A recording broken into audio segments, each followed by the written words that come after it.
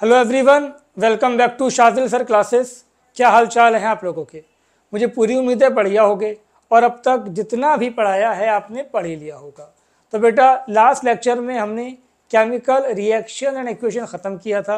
आज हम डिस्कस करने वाले हैं केमिकल रिएक्शन एंड इक्वेशंस के एनसीईआरटी के क्वेश्चन। तो ध्यान से समझना, हर एक क्वेश्चन बहुत इंपॉर्टेंट है और हर बात आपके समझ में आनी चाहिए। अगर ये लेक्चर देखने से पहले आपने इस चैप्टर के सारे लेक्चर नहीं देखे तो पहले जाके वो देखो, फिर ये देखना।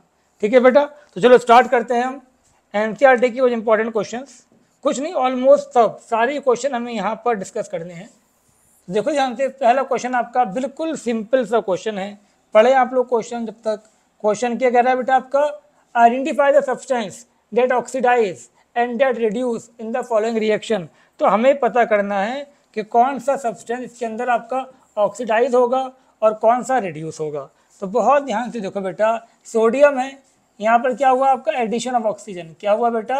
Addition of oxygen. यहाँ क्या हुआ आपका? Addition of oxygen. और हम जानते हैं एडिशन ऑफ ऑक्सीजन क्या होता है बेटा? ऑक्सीडेशन। और जब एक का ऑक्सीडेशन होगा तो जाहिर सी बात है दूसरे का रिडक्शन ही होगा। यहाँ पर क्या हुआ बेटा? यहाँ पर हुआ एडिशन ऑफ मेटल। क्या हुआ? Addition of metal. और आप जानते हो एडिशन ऑफ मेटल क्या होता है बेटा? एडिशन ऑफ मेटल आपका होता है रिडक्शन। उम्मीद करता हूँ ये बात समझ में आ गई होगी। तो ऑक्सीडेशन किसका हुआ पहले वाले में? फर्स्ट में हम बात करें, ऑक्सीडेशन किसका हुआ बेटा? ऑक्सीडेशन हुआ सोडियम का। हम बात करें रिडक्शन किसका हुआ? तो बिल्कुल बात समझ में आती होगी, रिडक्शन हुआ ऑक्सीजन का। और जिसका ऑक्सीडेशन होगा वो रिड्यूसिंग एजेंट, और जिसका रिडक्शन होगा वो होगा ऑक्सीडाइजिंग एजेंट। अब इसमें देखिए आप, मैं लिख ही लेता हूँ चलो रिएक्शन यहाँ पर, जिससे कि आपको दिखने में आसानी रहे। तो रिएक्शन हमारी क्या थी? ये तो समझ में आएगी आपकी। अब ये वाली रिएक्शन हम लिख लेते हैं यहाँ पर। हमारे पास है आपका, इसको रब कर देते हैं चलो यहाँ से। तो रिएक्शन हमारे पास क्या है बेटा? रिएक्शन है हमारे पास CuO plus H2 to give, हमें क्या मिला बेटा? Cu, और यहाँ मिला मुझे H2। सिंपल सी बात है। यहाँ पर देखो बेटा, रिमूवल ऑफ ऑक्सीजन लिख लेना। क्या हुआ? रिमूवल ऑफ, यहाँ पर हुआ आपका रिमूवल ऑफ ऑक्सीजन। और जब भी रिमूवल ऑफ ऑक्सीजन होगा उसे हम क्या बोलेंगे? रिडक्शन। यहाँ पर क्या हुआ बेटा? यहाँ पर हुआ आपका एडिशन ऑफ ऑक्सीजन। क्या हुआ? Addition of oxygen. और एडिशन ऑफ ऑक्सीजन क्या होता है? सबको पता है, ऑक्सीडेशन। तो आपसे पूछा जाए यहाँ पर ऑक्सीडेशन किसका हुआ, क्या कहोगे बेटा? सर ऑक्सीडेशन H2 का हुआ। पूछा जाए यहाँ पर रिडक्शन किसका हुआ, क्या कहोगे? रिडक्शन किसका होगा? आपका CuO का होगा। और जिसका ऑक्सीडेशन वो क्या है? आपका रिड्यूसिंग एजेंट। और जिसका रिडक्शन वो क्या है? आपका ऑक्सीडाइजिंग एजेंट। तो उम्मीद करता हूँ ये बात आपके समझ में आ गई होगी। ठीक है बेटा, नेक्स्ट क्वेश्चन पे आते हैं अब हम। नेक्स्ट क्वेश्चन है हमारे पास, write one equation each for decomposition reaction in which energy supplied in form of heat, light and electricity. हमें डिकम्पोजिशन की रिएक्शन लिखनी है और तीनों रिएक्शन लिखनी है, जिसमें एक में हमें हीट दी हो, एक में हमने सप्लाई करी हो लाइट, एक में इलेक्ट्रिसिटी। तो पहले हम बात करते हैं थर्मल डिकम्पोजिशन। थर्मल डिकम्पोजिशन सबको पता ही है बेटा क्या होता है, जिसमें आपका डिकम्पोजिशन हो हीट की वजह से। वो डिकम्पोजिशन जिसमें डिकम्पोजिशन किसकी वजह से हो बेटा? हीट की वजह से। तो यहाँ पर हमने कार्बोनेट को क्या करा? हीट करा, और हीट करने पर यहाँ पर हमें क्या मिला? CaO plus CO2। ये गैस होगा आपका, ये सॉलिड होगा, और ये भी क्या होगा? सॉलिड। पहला हो गया। सेकंड हम बात करते हैं आपका, सेकंड क्या था आपका? Light, photolytic. हम बात करते हैं फोटोलाइटिक डिकम्पोजिशन। फोटोलाइटिक डिकम्पोजिशन, ये भी सबको पता है कि फोटोलाइटिक डिकम्पोजिशन क्या होता है, जिसमें डिकम्पोजिशन किसकी वजह से हो बेटा? इसमें डिकम्पोजिशन हो लाइट की वजह से। तो यहाँ पर हमने क्या करा? यहाँ पर हमने लाइट दी, और ये आपका ब्रेक हो गया सिल्वर प्लस यहाँ पर हो गया आपका Br2। क्लियर है बेटा? ये कैसा था आपका? येलो कलर का था। थर्ड हम बात करेंगे इसके अंदर इलेक्ट्रोलाइटिक डिकम्पोजिशन। इलेक्ट्रोलाइटिक, बोलो बेटा, इलेक्ट्रोलाइटिक डिकम्पोजिशन। इलेक्ट्रोलाइटिक डिकम्पोजिशन भी सबको पता ही है क्या होगा, कि हम डिकम्पोजिशन करें बाई इलेक्ट्रिसिटी। तो यहाँ पर मैंने क्या लिया बेटा? NaCl लिया। कैसा लिया, मोल्टन, सबको पता है मोल्टन मतलब फ्यूज बोले या मोल्टन बोले। तो यहाँ पर क्या लिया हमने, NaCl लिया। NaCl कैसा लिया हमने, मोल्टन।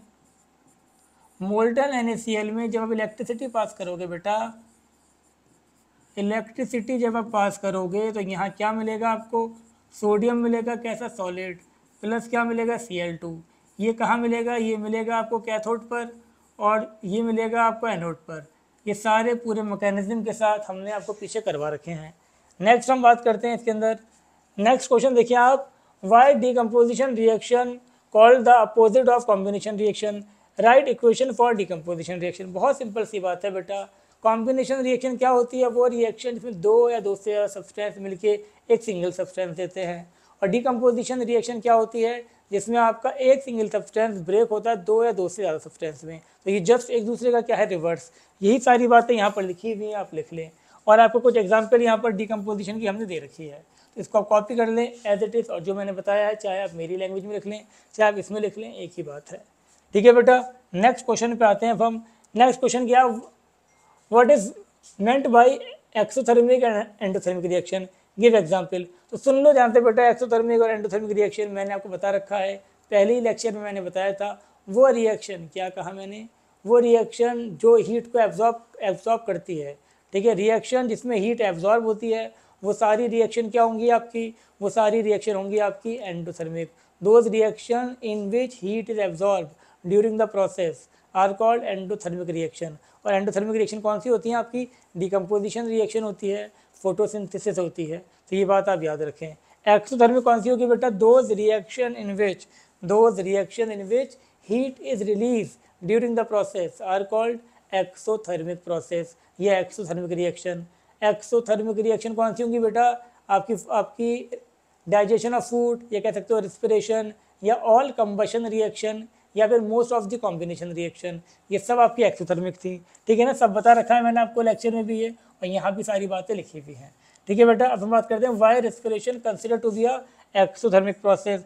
रेस्पिरेशन में क्या होता है बेटा, ग्लूकोज, हमें जिंदा रहने के लिए क्या चाहिए, एनर्जी चाहिए।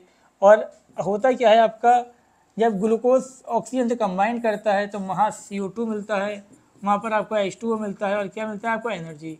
और यही एनर्जी यूज़ होती है बॉडी के टेम्परेचर को मेंटेन करने के लिए, और आपके चलने फिरने के लिए, और आपकी हर एक्टिविटी के लिए। तो सुन लो ध्यान से, ये थी आपकी रिस्पिरेशन। ये क्या थी, ये एक्सोथर्मिक थी। क्यों, because during respiration energy is evolved. बात समझ में आ गई, जब भी रेस्पिरेशन होगा आपका एनर्जी इवॉल्व होगी। अब सुन लो यहाँ पर, for the survival of life we required energy, सबको पता है। We obtain this energy from food we eat, ये भी सबको पता है। The food molecule through the process of digestion is broken down into a simpler molecule like glucose बन गया। ठीक है, डाइजेशन के through this substance come in contact with oxygen. अब ग्लूकोज क्या होगा, आपके ऑक्सीजन के कॉन्टैक्ट में आएगा, present our body cell to form carbon dioxide and water along with certain amount of energy. क्या होगा, आपका कुछ एनर्जी रिलीज होगी, और यही एनर्जी आपको चाहिए होती है बॉडी के टेम्परेचर को मेंटेन करने के लिए। तो उम्मीद करता हूँ ये क्वेश्चन समझ में आ गया होगा, सिंपल सा क्वेश्चन था बिल्कुल। तो चलो नेक्स्ट क्वेश्चन पे आते हैं अब हम। नेक्स्ट क्या है आपको, which of the following statement about the reaction below are incorrect. तो चलो देखते हैं, पहले हम बात करते हैं कि यहाँ पर हमारे पास इक्वेशन क्या है। इक्वेशन मेरे पास है यहाँ पर बेटा PbO प्लस, मैंने क्या करा, इसको कार्बन से रिएक्ट करवाया, और यहाँ क्या मिला मुझे, यहाँ पर मुझे मिला Pb, मैं बैलेंस नहीं कर रहा इसको, प्लस यहाँ मिला मुझे CO2। अब बेटा बहुत ध्यान से आप लोग देखें, और सारी बात आपके समझ में अभी आ जाएगी। तो देखो यहाँ पर इसमें क्या हुआ बेटा, लॉस ऑफ ऑक्सीजन, यहाँ पर हुआ आपका लॉस ऑफ ऑक्सीजन। क्या हुआ, लॉस ऑफ ऑक्सीजन क्या होता है बेटा, रिडक्शन। बात समझ में आ गई। यहाँ पर क्या हुआ बेटा, गेन ऑफ ऑक्सीजन, यहाँ पर हुआ आपका गेन ऑफ ऑक्सीजन। क्या हो गया, गेन ऑफ ऑक्सीजन। और सब जानते हो गेन ऑफ ऑक्सीजन क्या होता है, ऑक्सीडेशन। तो ध्यान से देखें, आपसे पूछा जाए कि ऑक्सीडेशन किसका हुआ इसके अंदर, क्या बताओगे, ऑक्सीडेशन हुआ कार्बन का। आपसे पूछा जाए रिडक्शन किसका हुआ, क्या बताओगे, रिडक्शन हुआ PbO का। सबको पता है आंसर कभी भी प्रोडक्ट में से नहीं देना, हमेशा आंसर रिएक्टेंट में से ही दिया जाएगा। आपसे जिसका ऑक्सीडेशन होता है वो क्या होता है बेटा, रिड्यूसिंग एजेंट, और जिसका रिडक्शन होता है वो क्या होता है, ऑक्सीडाइजिंग एजेंट। ये सारे एग्जाम्पल मैंने लेक्चर में भी करवा रखे हैं, लेक्चर ज़रूर देखना। ठीक है बेटा, अब सुन लो ध्यान से, क्या था आपका, let it get reduce, let answer product में से तो कभी देना ही नहीं है, तो ये तो एक तो इनकरेक्ट आपका ये हो गया। दूसरा, carbon dioxide is get oxidise, ये भी गलत हो गया आपका। कभी भी आंसर, सुन लो कान खोल के, कभी भी आंसर हमें प्रोडक्ट में से नहीं देना, जो भी पूछा जा रहा होगा सब क्या होगा आपका, रिएक्टेंट में से होगा। कार्बन इज गेट ऑक्सीडाइज, बिल्कुल सही। ठीक है बेटा, लेड ऑक्साइड इज रिड्यूस, बिल्कुल सही। इनकरेक्ट कौन से थे आपके, ए एंड बी। तो उम्मीद करता हूँ ये बात आपके समझ में आ गई होगी। नेक्स्ट क्वेश्चन पर आते हैं और सुनो ध्यान से। What is the balance chemical equation, सबको पता है, मैंने बताया था, the process in which we equate the atom in reactant as well as product side. वो प्रोसेस जिसमें हम क्या करें, रिएक्टेंट और प्रोडक्ट साइड पे एटम को इक्वल कर दे, उसी प्रोसेस को हम क्या बोलेंगे बेटा, बैलेंसिंग। यही बात यहाँ लिखी हुई है। क्यों करा जाता है बैलेंसिंग, बैलेंसिंग करा जाता है to satisfy law of conservation of mass and law of conservation of atom. या खाली मास भी लिख दोगे तब भी बात चल जाएगी। तो बात समझ में आ गई, तो देख लें, a balance equation is one in which number of different atom on both side, on both the reactant and product side are equal. Balance chemical equation is necessary for the reaction to obey law of conservation of mass. ठीक है बेटा, बात समझ में आ गई। तो चलो अब इसको हम बैलेंस करते हैं। अब इस रिएक्शन को हमें बैलेंस करना है, एनसीईआरटी के क्वेश्चन है, अभी आपके बात समझ में आ जाएगी। तो देखो बेटा ध्यान से, सबसे पहले हम बात करते हैं यहाँ पर हाइड्रोजन कितना है, 1 और 2। रिएक्टेंट साइड पर हाइड्रोजन 3 है, प्रोडक्ट साइड पर हाइड्रोजन कितने हैं आपके, 2 हैं। ठीक है बेटा, बात समझ में आ गई यहाँ तक। तो हम क्या करते हैं, यहाँ पर 4 कर दें, यहाँ 2 लगा दिया हमने। ठीक है, यहाँ कितने होगा आपके 4, और हमने क्या कर दिया, यहाँ भी 2 लगा दिया। तो देखो दोनों साइड क्या होगा आपके, 4 हाइड्रोजन हो गए। ऐसी बात समझ में नहीं आई तो दोबारा देखो तुम लोग जरा। तो बेटा ध्यान से देख लें आप लोग, सिंपल सी बात थी। यहाँ पर हाइड्रोजन 1 था, NO3 कितने थे यहाँ पर, NO3 1 था। यहाँ पर NO3 कितने हैं बेटा, यहाँ पर NO3 2 हैं। तो पहले जो आपके इवन नंबर से मल्टीप्लाई हो जाए, मतलब जिसमें आपको पॉइंट से मल्टीप्लाई ना करना पड़े, पहले उसको करो। सुन लो ध्यान से, अगर एक तरफ 3 है और एक तरफ 2 है तो आपको क्या करना पड़ेगा, उसको 1.5 से मल्टीप्लाई करना पड़ेगा। तो ऐसे वाले को हम बाद में बैलेंस करेंगे। सबसे पहले हम उनको बैलेंस करेंगे जिनको हम नेचुरल नंबर लगा के 1, 2 या 3 लगा के बैलेंस कर सकते हैं। तो सुनो ध्यान से, यहाँ पर NO3 कितना था, 1 था, यहाँ NO3 कितने थे, 2। तो पहले मुझे NO3 को बैलेंस करना है, और जब मैं NO3 को बैलेंस करूँगा बेटा, जब मैं NO3 को बैलेंस करूँगा तो क्या होगा, यहाँ पर ध्यान से समझ लें आप। जब मैं NO3 को बैलेंस करूँगा तो मैंने यहाँ क्या कर दिया, 2 लगा दिया। देखो बेटा, यहाँ मैंने क्या कर दिया, 2 लगा दिया, NO3 बैलेंस हो गया हमारा, बिल्कुल सही। कैल्शियम कितना था, 1 था, यहाँ भी कैल्शियम 1 था। अब देखो हाइड्रोजन और ऑक्सीजन को, हाइड्रोजन कितने हो गए, 2 और 2 4। यहाँ पर कितने हाइड्रोजन है, 2, तो यहाँ भी 2 लगा दो। अब देखो ऑक्सीजन कितने हो गए बेटा, ऑक्सीजन आपके सारे बैलेंस हो गए, देख लेना। बात समझ में आ गई आपके यहाँ तक। मैं फिर कह रहा हूँ, इस पॉइंट को नोट कर लो। पहले हमेशा मोस्टली नॉट ऑलवेज, पहले हमेशा वही बैलेंस करना जो 1, 2, 3, 4 नंबर लगा के बैलेंस हो जाए। जो पॉइंट में 1.5 से जो बैलेंस हो रहा हो उसको हमें बैलेंस नहीं करना, बाद में करना है। इधर देखो यहाँ पर ध्यान से, यहाँ पर हमारे पास समझा, सोडियम यहाँ पर 1 है, यहाँ सोडियम 2 है। सिंपल 2 से मल्टीप्लाई करूँगा तो ये बैलेंस हो जाएगा, हो गया।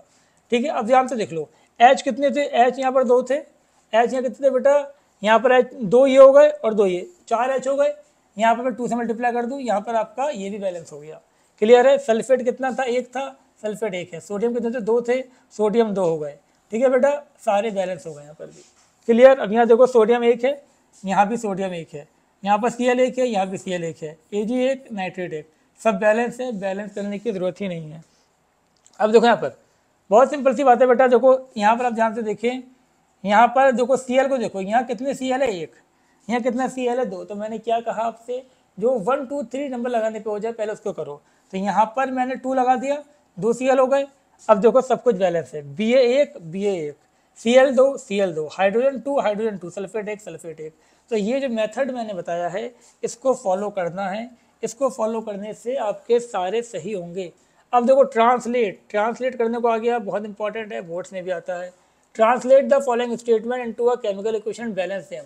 Hydrogen gas combined with nitrogen, hydrogen है मेरे पास, हाइड्रोजन गैस कैसी होती है बेटा, H2। Hydrogen gas combined with किसके साथ बेटा, नाइट्रोजन के साथ, N2 गैस के साथ। ठीक है चलो, अब क्या करा हमने, इसको यहाँ पर क्या बन गया आपका, ये बन गया आपका NH3। अब मैंने क्या कहा आपसे, सुन लो ध्यान से, ये 2 हैं और ये 3 है, हाइड्रोजन 3 है, तो क्या हम इसको बैलेंस करेंगे, पहले जल्दी बताओ, ये 2 वो 3, तो उसको मुझे क्या करना पड़ेगा, इसको मुझे 1.5 से मल्टीप्लाई करना पड़ेगा इसको, तो हमें नहीं करना अभी ये, हमें पहले वो करना है जो नेचुरल नंबर लगाने से, जो आपके होल नंबर लगाने से, जो पूरे नंबर से मल्टीप्लाई करने से बैलेंस हो जाए।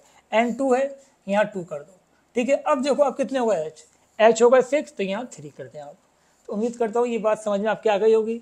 नेक्स्ट हम बात करते हैं hydrogen sulphide burn in air to give water. Hydrogen sulphide बेटा खुद करना सारे, ये H2S plus burn in air, air मतलब oxygen, to give SO2 to give water. अब बेटा जल्दी जल्दी बताओ, इसके अंदर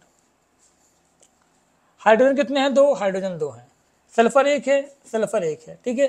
अब ध्यान से देखो, अब सुन लो ध्यान से, यहाँ पर ऑक्सीजन 2 हैं, यहाँ पर ऑक्सीजन 3 है, तो यहाँ पर ऐसा कोई भी नहीं है जिसको हम 1 2 3 लगा के बैलेंस कर सकें, क्या कोई है, नहीं है ना। तो मुझे इसको क्या करना, वहाँ 3 थे या 2 थे, तो मुझे क्या करना पड़ेगा, इसको 1.5 से मल्टीप्लाई करना पड़ेगा, तो कर दो 1.5 से मल्टीप्लाई।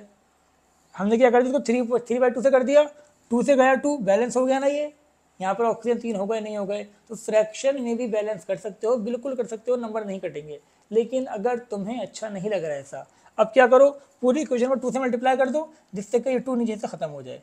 पूरी इक्वेशन को क्या कर देना है, 2 से मल्टीप्लाई कर देना है, तो क्या हो जाएगा, 2H2S plus 3O2 to give 2SO2 plus 2H2O। बेटा समझ में आई बात, पहले मैंने देखा कि कोई भी ऐसा एटम है जो हमारा होल नंबर लगाने से मल्टीप्लाई हो जाए, 1 2 3 लगाने से मल्टीप्लाई हो जाए, कोई नहीं था।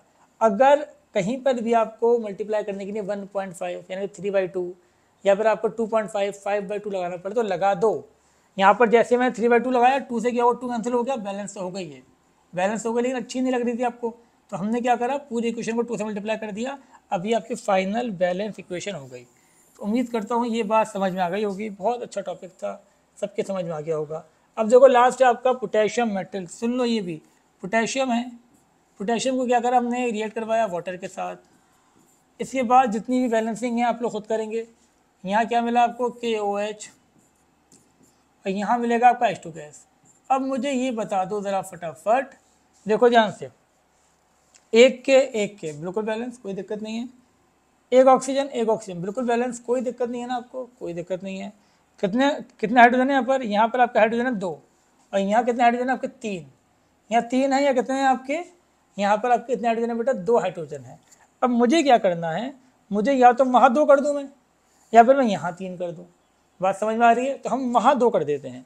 तो देखो यहाँ मैंने क्या कर दिया, आपका 1/2 कर दिया, तो मैंने उसको 1/2 से मल्टीप्लाई करा, तो वहाँ कितने हाइड्रोजन हो गए, वहाँ पर भी कितने रह गए, 2। अब पूरी इक्वेशन को बैलेंस कर दो, तो देखो ध्यान से, तो यहाँ पर ये हो जाएगा आपका, ये हो जाएगा 2K, पूरी इक्वेशन को 2 से मल्टीप्लाई कर दें आप, 2K, ये हो जाएगा 2H2O to give 2KOH plus ये आपका हो जाएगा H2। अब देखो जानते बेटा, पूरी बैलेंस होगी, 2K हो गए आपके, 4 हाइड्रोजन हो गए और आपका 2 ऑक्सीजन हो गए।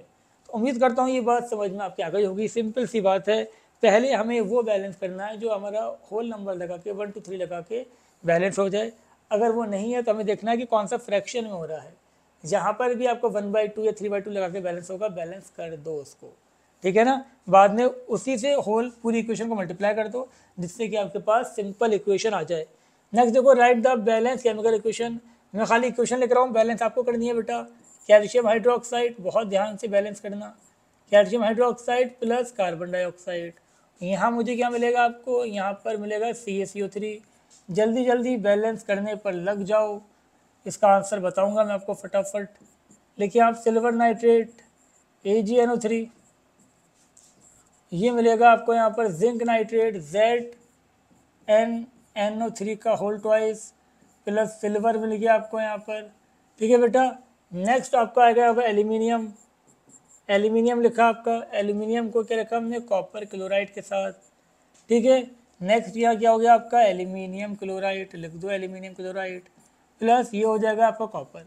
नेक्स्ट देखिए आप, ये लिखा हमने बेरियम क्लोराइड, और यहाँ पर लिखा हमने पोटेशियम, क्या लिखा बेटा, पोटेशियम सल्फेट K2SO4, ठीक है बेटा। क्या लिखा हमने,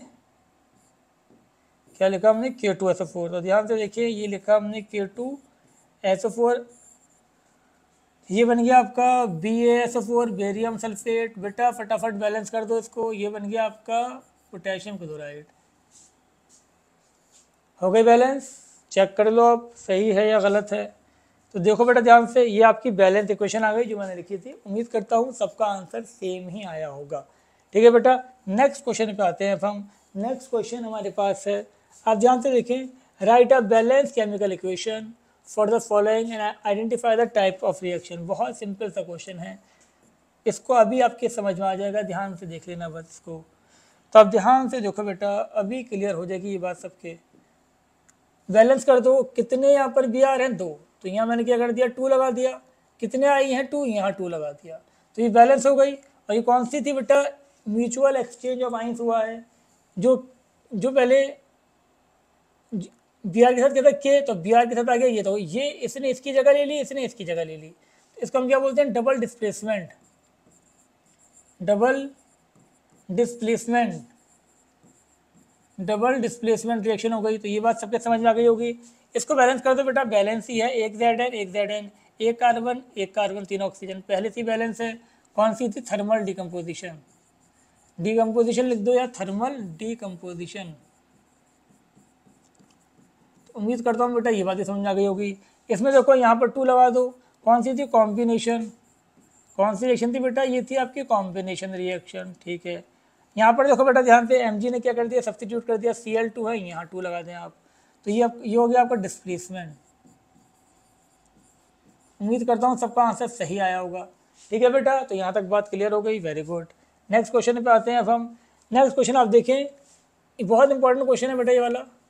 क्वेश्चन क्या कह रहा है आपका, क्वेश्चन आपका कह रहा है, सुनो ध्यान से, in refining of silver the recovery of silver from silver nitrate solution involve displacement by copper metal, write down the equation involves। तो देखो ध्यान से, कॉपर है, कॉपर की, चलो इसको रेड से लेते हैं बेटा, ध्यान से देखिए बेटा, या ब्लैक ले लेते हैं, चलो देखो बेटा ध्यान से, हमारे पास क्या कॉपर है, कॉपर को क्या करा बेटा हमने, रिएक्शन करवाना है सिल्वर नाइट्रेट, डिस्प्लेसमेंट रिएक्शन करवानी है। और हमें ये बात पता है कि copper is more reactive than silver. तो यहाँ पर क्या होगा, आपका जो रिएक्शन होगी, इसमें जो रिएक्शन इन्वॉल्व है वो ये है। तो यहाँ पर मुझे क्या होगी, सिल्वर की रिकवरी। और ये कैसा हो गया आपका, ये आपका ब्लू कलर का सोल्यूशन हो गया। तो उम्मीद करता हूँ ये बात समझ में आ गई होगी, ये सिंपल डिस्प्लेसमेंट रिएक्शन है। नेक्स्ट हम बात करते हैं, what is the difference between displacement and double displacement. ये पढ़ लें आप सब, और मैं आपको सिंपल बता दे रहा हूँ। वो reaction, those reaction in which more reactive substance displace या take place of less reactive substance, those reaction in which more reactive substance take place of less reactive substance are called displacement reaction। और वो reaction, those reaction in which mutual exchange of ions take place are called double displacement reaction. Same ये बातें यहाँ पर लिखी होंगी, इसको आप लिख ले, एग्जाम्पल आपके सामने है, 1-2 एग्जाम्पल भी लिख लेना। ठीक है बेटा, कहानी को आगे बढ़ाते हैं थोड़ा सा। अब देखो ध्यान से, right a balance equation for the following. हमें बैलेंस इक्वेशन लिखनी है, देख लो ध्यान से। अब सबसे पहले क्या, हाइड्रोजन H2, यहाँ पर क्या हमारे पास Cl2, क्या बना आपका HCl। बैलेंस कर दो, यहाँ पर ये दो, यहाँ पर हम अगर 2 कर दें, अगर ये हो गया आपका HCl, बैलेंस हो गई बेटा, समझ में आपके आ गई होगी, सिंपल सा था। सेकंड है आपके पास, ये फर्स्ट हो गया, सेकंड आपका बेरियम क्लोराइड BaCl2, प्लस आपके पास यहाँ पर है आपका क्या, एल्यूमिनियम सल्फेट। क्या है बेटा, एल्यूमिनियम सल्फेट। ये रिएक्ट करा, रिएक्ट करके हमें क्या मिला बेटा, ये मिला मुझे बेरियम सल्फेट, और यहाँ मुझे मिल गया एल्यूमिनियम क्लोराइड। अब देखो ध्यान से, Ba कितने हैं, एक है, बिल्कुल सही। Cl 2 है, Cl 3 है। अब सबसे पहले मैंने क्या कहा था आपसे, हमें उसको बैलेंस करना है जो हमारे पास, जिसमें हमें 1 to 3, जिसमें हम होल नंबर लगा के बैलेंस कर सकें। यहाँ पर बैलेंस करने के लिए 1.5 से बैलेंस करना पड़ेगा, नहीं कर सकते। एल्यूमिनियम 2 है, एल्यूमिनियम 1 है, क्या कर दिया, 2 एल्यूमिनियम हो गए। अब Cl कितने हो गए आपके, Cl आपके हो गए 6, तो यहाँ के क्या कर दे, 3 से मल्टीप्लाई कर दे, Cl 6 हो गए आपके। अब Ba कितने हो गए आपके, 3, ये 3 कर दिया। तो ये आपकी बैलेंस हो गई, बहुत सिंपल से। मैं फिर एक बात बार बार बोलूँगा, पहले हमेशा उसको देखो जो आपका होल नंबर लगा के बैलेंस हो जाए 1 to 3, जो फ्रैक्शन में बैलेंस हो उसको बाद में करना है। थर्ड की हम बात करें यहाँ पर, थर्ड आपका सोडियम, सोडियम पता है आपको, वाटर, क्या मिला आपको, सोडियम ऑक्साइड NaOH प्लस क्या मिला बेटा आपको H2 मिला। तो अभी हमने KOH के पीछे बैलेंस करी था, अभी हमने पीछे बैलेंस करी थी, सेम वही रिएक्शन है KOH वाली, बस सोडियम की जगह क्या आ जाएगा आपका पोटेशियम आ जाएगा।